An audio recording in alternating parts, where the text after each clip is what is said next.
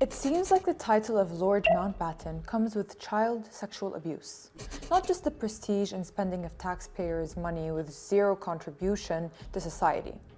With the release of millions of documents incriminating Jeffrey Epstein, many powerful people such as politicians and entrepreneurs are getting exposed for their heinous crimes against women, men, and children alike.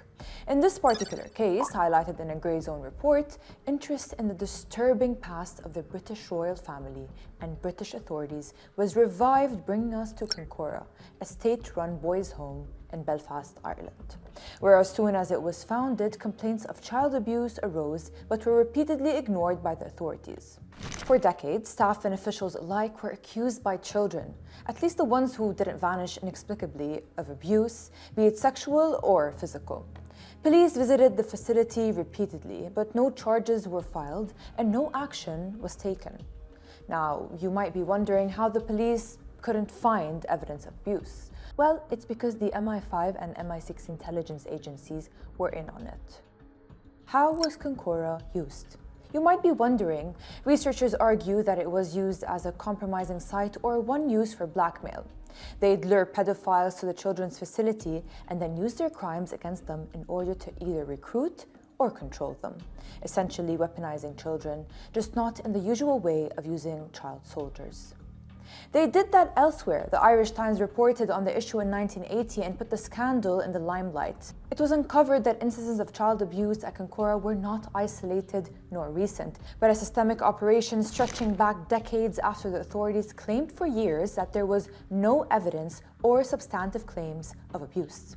Internal documents exposed that any and all investigations into the scandal were obstructed. Senior MI5 figures were found to have been discussing ways to mislead police investigation, even hand them false files to divert police efforts.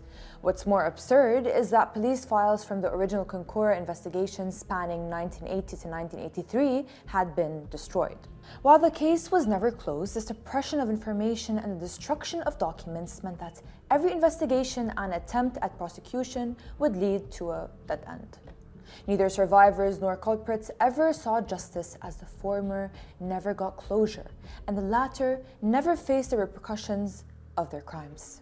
As journalists and activists alike attempted to revisit the Kincora case years later, they were met with incessant resistance. So how was this all tied to Epstein, Prince Andrew, and the royal family? Well, the royal family shielded Prince Andrew for as much as they could before he was publicly exposed and fell out of favor due to one of the first releases of the Epstein files.